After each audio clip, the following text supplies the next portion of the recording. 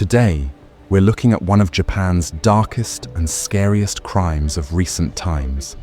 A chilling story of obsession, deception, and deliberate concealment. That is Tatsuya Ichihashi's story. A man who murdered a British woman only, seemingly, to vanish into nothing. In a desperate bid for concealment, he didn't just change his looks, he actually rebuilt his face using DIY and professional techniques. The result was one of Japan's longest and most zealously pursued manhunts. If you like true crime tales such as that, and would like to help the channel out, please subscribe.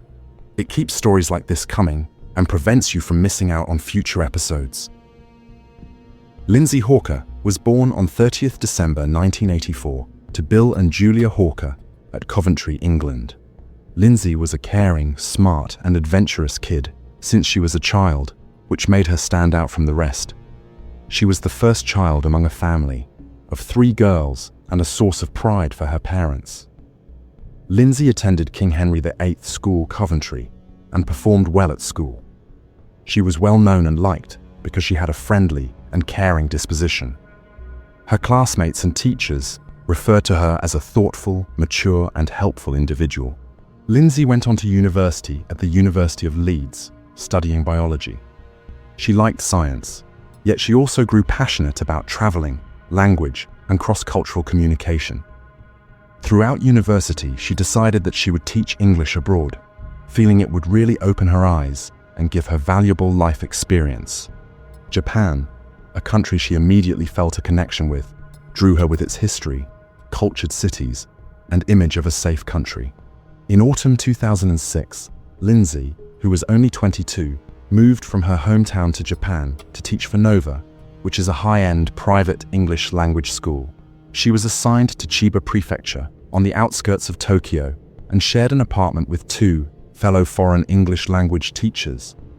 As she became settled into her new life, she began creating a pattern of everyday habits that were a reflection of her independence, yet at the same time, of her flexibility. She would ride her bike every morning to the train station and then take the train into the city for work. Despite cultural differences and variations in language, she embraced the challenge and looked forward to learning and developing from the experience. Lindsay kept her boyfriend and family back home in the UK informed with phone calls and texts, and told them everything she was doing. She made a point of being caring and responsible, looking after herself, and keeping her loved ones informed about what she got up to.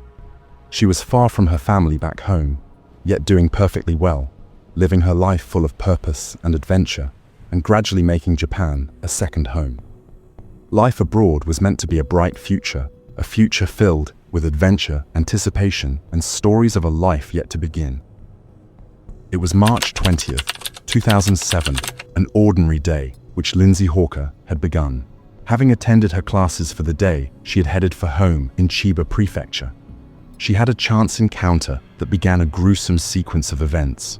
On her way toward her train station, she encountered a young Japanese man. The man stumbled, telling her she was his English teacher. Lindsay did not know him and could not recall ever having met him. She explained politely that he must be mistaken, but instead of leaving her alone, the man continued pursuing her. He attempted a greeting, and although Lindsay made a few cursory attempts at discouraging him, he trailed her from the train station to her apartment complex, where she shared an apartment with 2 fellow foreign English instructors. Outside her building, he stopped her once again, now stating he hoped she could be his language teacher. In stilted English, he explained he would practice language. Surprised, Lindsay stopped. She didn't wish to be rude, and perhaps ended up with the impression he merely made a clumsy overture, so decided she would give him the benefit of the doubt. Nodding, she implied she agreed. He then asked for a glass of water. Lindsay, still unsure of how politely she could end things, agreed to let him in. Her 2 other roommates were at home at the time, so she felt somewhat comforted that she would not be alone with him. When he had entered, he sat quietly and sipped on the glass of water she had given him. As he sipped, he again hinted that he would appreciate an English lesson with her. Lindsay, perhaps because she felt a sense of courtesy and hesitation, agreed. When he decided he had to go, he pulled out a piece of paper from his pocket and hastily sketched her face with a few quick movements. In a scribble, he wrote his number and his name underneath. His name was Tatsuya Ichihashi. Neither of them could have had any idea at that point that all of this would be only the start of a gruesome series of events. Lindsay, with a culturally respectful effort at courtesy and safety within a foreign country, had unwittingly invited into her life a man who would find himself at the heart of one of Japan's darkest murder cases. There is nothing about Tatsuya Ichihashi that seems suspicious at first sight. Born on 5th of January 1979 in Gifu Prefecture, Japan, he grew up with a life of status and privilege. His father, a medical practitioner, was a respectable member of his profession. His mother, a dentist, both educated, people who were certain that only son would do well. Ichihashi did enjoy a traditional education for a period of time, graduating with a degree from Chiba's Faculty of Horticulture in 2005. For all his learning, however, he never pursued a vocation. By his 28th birthday, he lived in Ichikawa, Chiba, supported entirely by a monthly stipend of about 100,000 yen, approximately $700 provided by his parents. Discreet and athletic on the outside, he worked on his days by cycling up to 25 kilometers a day and working out at a gym. Later, he would be portrayed by police as a loner, a man with a fierce devotion to his exercise regimen, who avoided deep relationships, but who, when required, could become calm and even charismatic. When Lindsay Hawker was killed, he is reported to have been stable, a year into a relationship with a Japanese woman. Yet people who knew him intimately did not seem to know what lay beneath. He had no record, or at least his record had never been made clean. 6 years earlier, he had faced a charge of theft and assault, the alleged assault of a man during a robbery on a city street. The case had been quietly settled out of court and never made it to a conviction. But it was an early sign of a darker, more volatile side. Tatsuya Ichihashi was a man who lived a life between personas, privilege without purpose, outward control with inner instability. And when he met Lindsay Hawker, that duality would find expression for him in the worst of ways. 4 days after first making contact, Lindsay and Tatsuya Ichihashi reserved an individual English language tutoring appointment over the telephone. They were going to see each other on Saturday, March 24, 2007. At a cafe within Ichikawa. Everything felt normal, a normal appointment with a potential student. They were filmed by the cafe's CCTV, sitting together, having a chat for about an hour. It was quiet, unexciting, and normal above all else, and just about deadline. Ichihashi told Lindsay he had left his money back at his apartment and offered to take her over so he could settle with her immediately. Lindsay, clearly put at ease by an uneventful, hour-long sit with him in a well-lit spot, agreed to go with him. When Lindsay arrived at Ichihashi's apartment, she even made the taxi driver wait outside, since she expected she would only be gone a few minutes. The two headed back to his apartment, but Lindsay never returned. The taxi driver waited for a few minutes before finally driving away when she did not return. That would turn out to be the last time Lindsay would be seen alive. Later, Lindsay failed to appear for her subsequent class at Nova. The school became concerned and phoned her apartment. She shared an apartment with 2 roommates, who were also language instructors. When a number of hours went by with no Lindsay, concern turned into fear. They reported her missing that night by phoning the authorities, and it took a while for the authorities to move. Lindsay was an adult stranger. Maybe she had simply gone out, they thought. The sense of urgency wasn't there. Not until Monday, March 26th, when Lindsay again failed to turn up for work, however, did trouble erupt.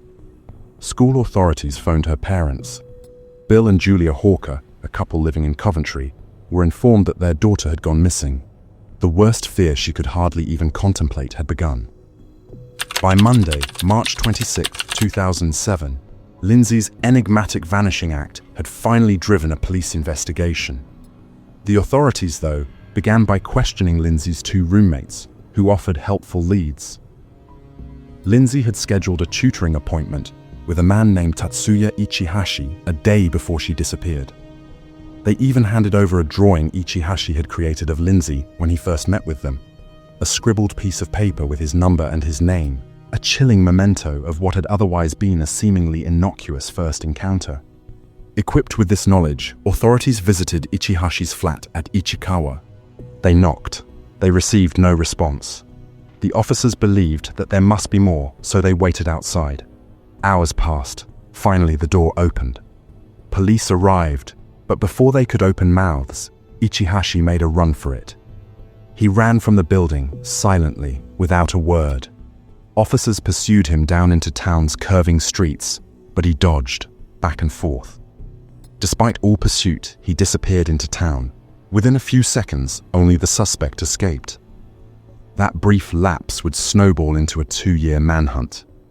Police broke into his flat. They were stopped by what they encountered inside. Lindsay's belongings were still there. Her bag, a few clothing items, clear evidence that she had been present, but there was no sign of her. And then, on the balcony, a gruesome discovery awaited them. There was a large outdoor bathtub, strangely out of place. Sand and dirt filled it, compressed hard so that whatever was inside couldn't be discerned. The detectives began digging into it. With a few seconds, a dead, white hand appeared from amongst the dirt. There, they discovered Lindsay Hawker's body, which was nude. Her body was bruised and scratched. Her hair was cut and placed in a plastic bag, a strange and grisly move that spoke at once of control and obsession. She was raped, beaten, murdered, and buried hastily a few feet away from where Ichihashi lived his everyday life. The news spread rapidly. Julia and Bill, Lindsay's parents, were already en route for Japan, praying for a miracle, that she would be found, that she would be alive. They got the worst call imaginable. Her daughter had disappeared, and the suspect had disappeared into thin air. The operation now turned from a hunt for Lindsay into an all-out pursuit of justice. The discovery of Lindsay Hawker's lifeless body did more than plunge a family into tragedy.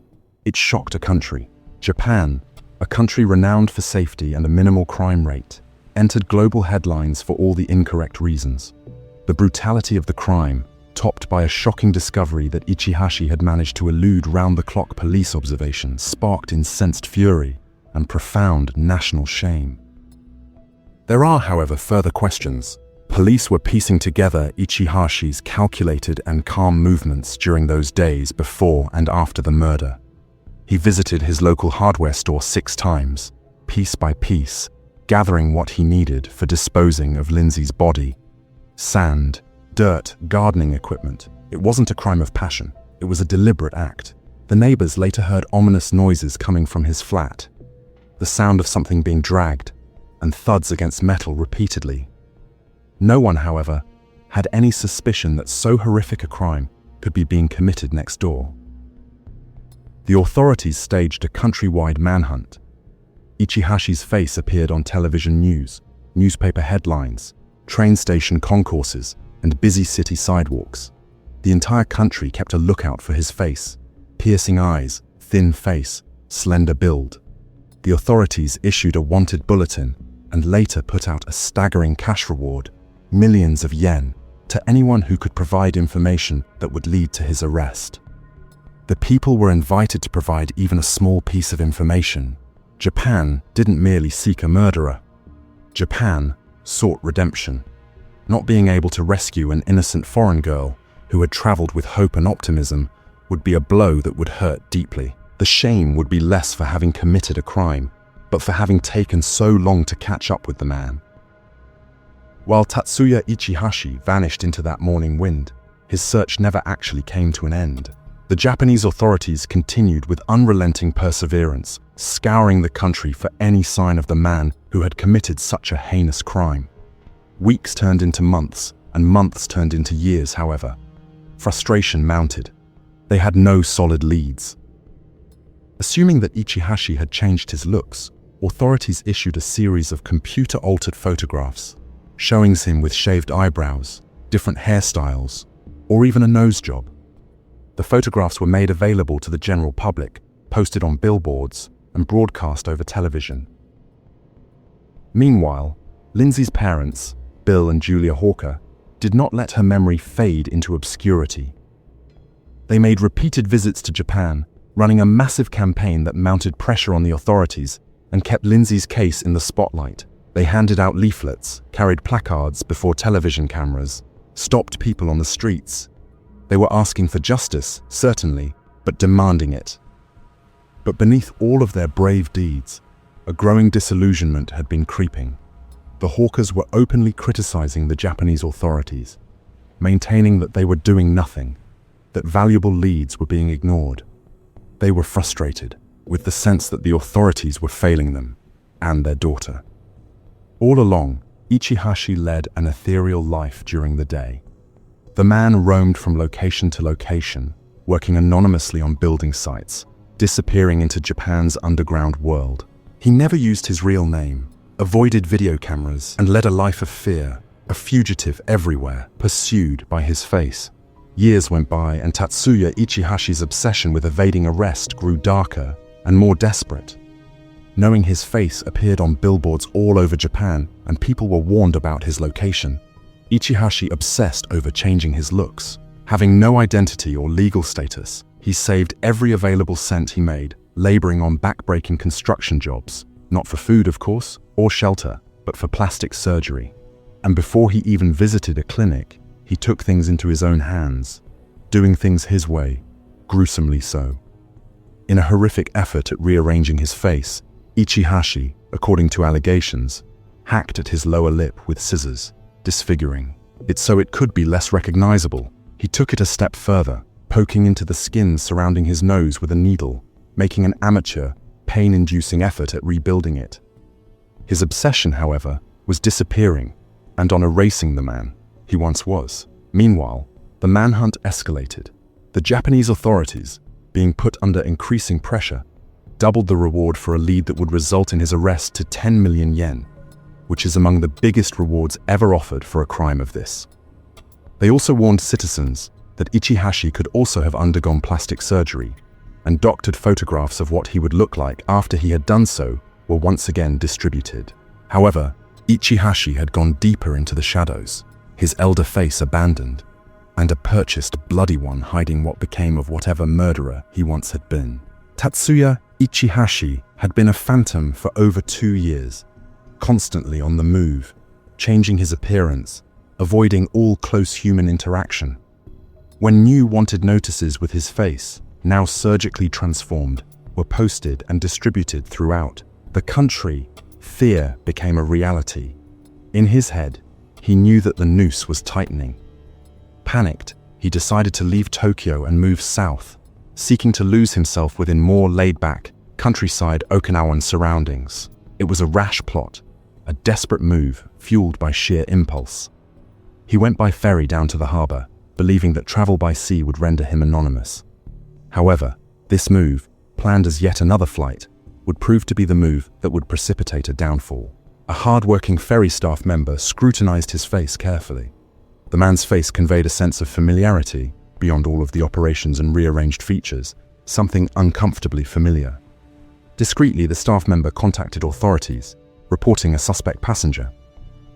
When the ferry arrived at Osaka on November 10, 2009, Osaka's police were present at the dock. The officers approached him quietly. Ichihashi didn't even try running away. Neither did he fight nor did he weave yarns. By then he knew his time had arrived. In no way did he put up a fight. He accepted his identity. 2 years, 7 months, and 15 days into flight, disguise, and silence, Tatsuya Ichihashi was finally caught. Not with some grand sting operation or dragnet, but by a careless error and a ferryman's keen eye that refused to turn a blind eye. Even then, though, justice crawled. For nearly 2 more years, the investigation went on behind closed doors, prosecutors slowly constructing the case against him while Ichihashi remained quietly behind bars. It took until July 2011, however, for the trial finally to begin at Tokyo District Court. Charged against him were rape, murder, and illegal detention resulting in death. Ichihashi's hair had grown noticeably shorter, and his face again resumed its normal shape, which had been previously manipulated for his previous appearances. When his charges were being read, he did not confess his involvement, but what ensued was a calculated cold defense. Ichihashi explained that he did not intend to kill Lindsay. In his account, things had spiraled out of control when she had been trying to exit his apartment. He said he had tied her up and he panicked, and she struggled and died. Either his message did not impress. Prosecutors offered a different, darker explanation that had been supported by incriminating forensic evidence and months of painstaking investigation. They argued that Ichihashi had deliberately enticed Lindsay into his apartment, used an English lesson promise as bait, and once she had entered, raped and killed her on a premeditated, deliberate basis, that he had taken so great an effort to so carefully hide her body in a tub filled with dirt, shave her, and wrap it for storage within a plastic bag, and that he had escaped from pursuing police at first signs of discovery, showing explicit intent not only to kill, but to conceal and elude justice. Public outrage simmered throughout. Lindsay's parents, Bill and Julia Hawker, listened to every gruesome detail, traveling from the UK for the second time for that purpose. They were fixtures in the spotlight for years, agitating for answers, keeping the case for their daughter alive in media and legal circles. For Bill and Julia, the trial was more than an accounting. To them, it was a final stand for Lindsay's dignity. The verdict, given after weeks of trial, was guilty on all charges. Tatsuya Ichihashi received life imprisonment without parole. The Hawkers' women wept openly in court. The verdict represented a hard-won measure of justice. However, there was no joy, only subdued, irreversible seriousness of loss. No verdict would ever bring Lindsay back to us. Yet, at that time, the man who attempted to kill her had finally been held responsible for his actions. In a deeply unsettling turn of events, Tatsuya Ichihashi, currently incarcerated for life, made headlines again in January 2011, not for his offense, however, but for what he wrote about it. While he was being held in his cell, Ichihashi penned a 230-page diary, Taiho Sareru Maid, until the arrest. In his memoir, he described his 2 years, 7 months, and 15 days on the run since he had murdered Lindsay Hawker. It was a strategic record, more of an instruction manual on survival than an admission of guilt. The clinical, stark account of how he zigzagged around Japan, adopting pseudonyms, staying at internet shops and dormitories at construction sites, earning cash, using his earnings on a series of gruesome do-it-yourself operations, cutting his lower lip himself, reconstructing his nose with tools he bought at pharmacies, and afterward undergoing professional treatments further to change his face. However, what actually astounded a great number of people was not what he did to himself, but what he didn't say regarding murder. The British and Japanese responses were rapid and polarized. For some, the book was an informative psychological portrait of a fugitive. For others, including victim campaigners, it was exploitative, self-serving, and deeply disrespectful. Lindsay's family were apoplectic. Her father, Bill Hawker, condemned the memoir an insult to her memory and stated no murderer could be allowed to draw benefits, of a monetary or emotional kind, through such an atrocious crime. The publisher then pledged that no royalty payments would go to Ichihashi and proceeds would go into victim groups, to which the family refused association. Although silent about what actually happened, Ichihashi's memoir was a chilling reminder of his lack of empathy, not an expression of remorse. It was a final, chilling display of detachment, a fugitive describing the art of disappearing, with the weight of what he had done largely intact. For others, however, it made things worse.